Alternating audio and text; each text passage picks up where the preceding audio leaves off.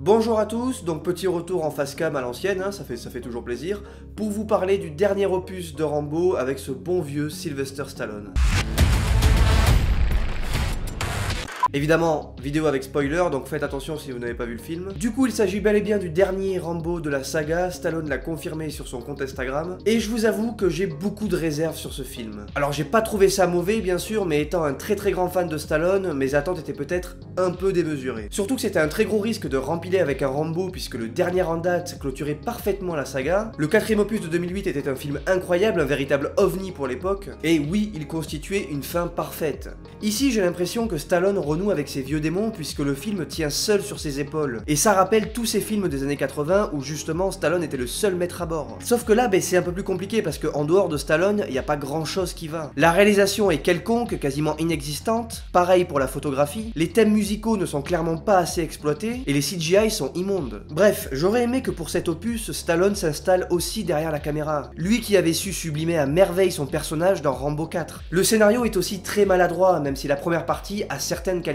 J'ai beaucoup aimé l'introduction par exemple, cette espèce de sauvetage qui réiconise le personnage aux yeux des spectateurs. J'ai aussi beaucoup aimé le traitement fait au personnage de Rambo dans ce film. Ce vétéran du Vietnam qui n'a toujours pas réussi à trouver la paix intérieure, mais qui y travaille grâce à son entourage, grâce à sa nouvelle famille. Cette famille en laquelle il trouve une espèce d'innocence, de bonté, ce qu'il n'avait jamais réellement vu auparavant. On sent un homme meurtri par la vie, traumatisé par son passé, traumatisé par ses erreurs. Et le physique actuel de Stallone, 73 ans je le rappelle, avec cette espèce de visage marqué, avec ce corps, cette baraque qui semble indestructible, retranscrit à merveille l'état d'esprit du personnage. J'ai pris plaisir à suivre son quotidien durant cette première partie, puisque comme Rocky, c'est un peu un membre de la famille, c'est quelqu'un qu'on connaît depuis presque toujours. Et donc oui, ça fait plaisir de voir cette espèce de vieux tonton jouer avec ses chevaux, ben oui, ça fait plaisir.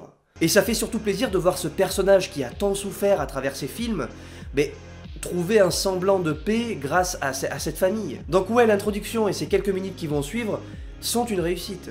Mais le problème du film va résider dans la seconde partie. Déjà, tout le développement autour du père de l'héroïne s'étire beaucoup trop. À ce moment-là, le film essaye d'être ce qu'il n'est pas. De toute façon, tout le développement autour de cette gamine est maladroit et assez mal foutu. Stallone n'arrive pas à se détacher de la trame de Rocky dans ce scénario. Dans un premier temps, on va développer le personnage et son environnement. Ensuite, on le confronte à une force plus grande et plus forte que lui. Arrive un élément déclencheur qui va le motiver, ici la mort de sa fille adoptive, pour ensuite enchaîner avec le training montage, donc là pour le coup, c'est la préparation des pièges. Et enfin, le combat final. Et si cette trame est relativement efficace dans The Rocky, on va pas se mentir, dans un Rambo, elle est un peu ennuyeuse. Quand on va voir un Rambo au cinéma, c'est pour voir de la tatane. Et dans ce film, ça tatane pas beaucoup. Alors oui, quand ça tatane, effectivement, ça tatane très fort. C'est même carrément dégueulasse à certains moments. Et concernant le final, même s'il est mis en scène avec le cul, il reste quand même assez jouissif. Et il pouvait pas en être autrement de toute façon, puisque on n'a pas arrêté de nous le teaser pendant tout le film. Du coup, après une première partie à la Tekken, où le père adoptif va essayer de sauver sa fille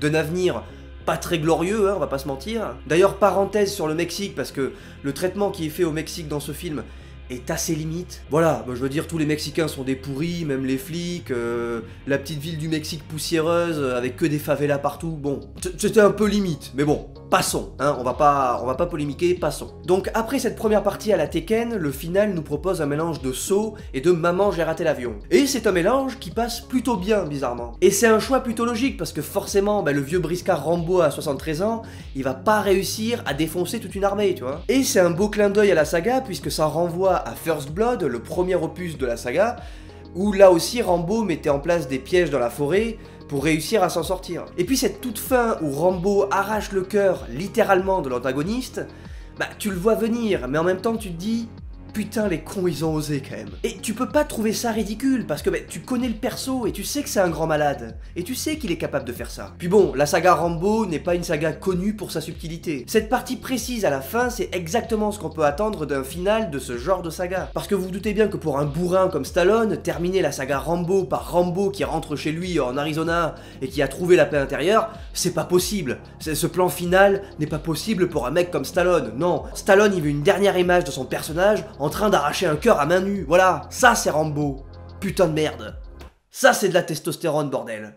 Bref, la mise en scène de ce film est complètement désincarnée. C'est mal foutu, on va pas se mentir. Mais le vrai plaisir ici réside dans l'aura surnaturelle que dégage Sylvester Stallone. Quand on le voit à l'écran, on prend conscience qu'il est le dernier vestige d'une époque disparue. Et on sait pertinemment que ce genre de film mourra avec lui, donc on passe outre les défauts et on prend un vrai plaisir à voir cet homme de 73 ans distribuer des coups de machette à tout va. Il entre dans la liste des Schwarzenegger, des Mel Gibson, des Clint Eastwood, des Harrison Ford. Des mecs qui vont laisser un grand vide derrière eux quand ils ne seront plus là. Bref, c'est une légende. Et c'est pour ça que je peux pas lui en vouloir de gâcher une fin parfaite pour sortir un film moyen dont tout le monde aurait pu se passer. Et le pire de tout, c'est que j'arrive même à y trouver un certain plaisir. Rambo Last Blood, à l'image de Toy Story 4, est une suite pas très utile qui souffre d'un scénario réchauffé et paresseux. Mais qui arrive à être intéressant notamment grâce à cette fin violente et jouissive, mais surtout grâce au charisme et à la présence du monstre sacré, Monsieur Sylvester Stallone. Du coup voilà, c'était mon avis sur Rambo Last Blood, un film sympathique mais oubliable, à l'inverse du 4e opus, qui lui est encore dans nos têtes 10 ans après. N'hésitez pas à me dire ce que vous avez pensé de ce film en commentaire, et abonnez-vous si c'est pas encore fait, hein, évidemment. Et puis quant à moi, je vous dis à très bientôt pour une nouvelle vidéo, et à très bientôt, ciao.